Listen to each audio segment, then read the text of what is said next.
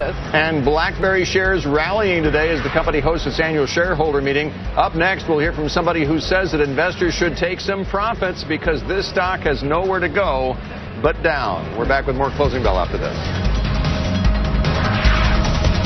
Seema, thanks very much. So yes, the shares of Blackberry have been higher today amid the shareholder meeting. Is this a sign the smartphone maker is turning it around? He said, grasping at straws. Let's talk numbers on Blackberry today. On the technical side, it's Rich Ross, global technical strategist at Auerbach Grayson, and Larry Fishelson's doing the fundamental side for us. He's CEO of Dynalink, a telecom company. He joins us with his perspective. And I quote Mr. Fishelson, Larry, you say Blackberry is dead, right? Yes, Blackberry, I believe Blackberry in its current form is dead. It cannot continue.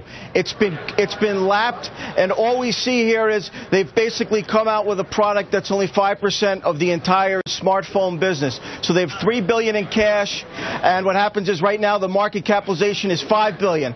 So with $3.5 billion in assets, $5 billion in market capitalization, that's 60% of market cap used, which means they could basically go under and become an asset sale. I don't believe that will happen. I believe Microsoft will come in as a take under in the 5 to 7 range. All right. We'll get back to that in a minute. Rich, how does the chart look on Blackberry for you?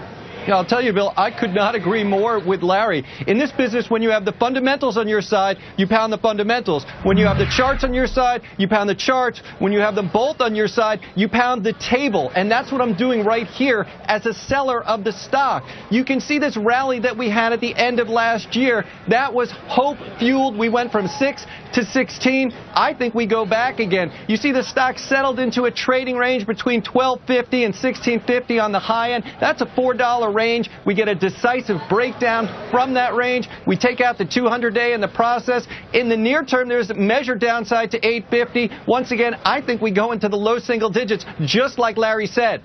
Larry, what can Microsoft do to make this company make money, or do they even need to make money? I mean, what would be the strategy to buy a Blackberry? What Microsoft, the reason why they would come in is maybe defensive play on the patent side. Take the patents off the table, because there is a lot of patents there. Also, this enterprise user software, which Microsoft is doing great in. They're up a lot this year, and it's the enterprise user base. So if they take the user enterprise base from Blackberry and roll it under them, especially we see internationally, 45% of their business right now is in Africa, which is emerging markets and growing. They could roll that all under themselves and also possibly do something on the phone side, because they are the third ecosystem right now.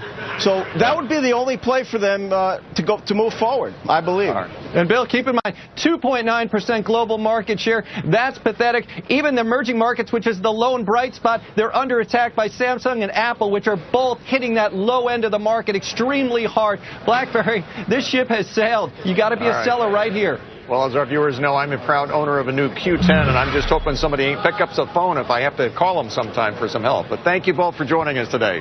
Appreciate it very much. Yikes.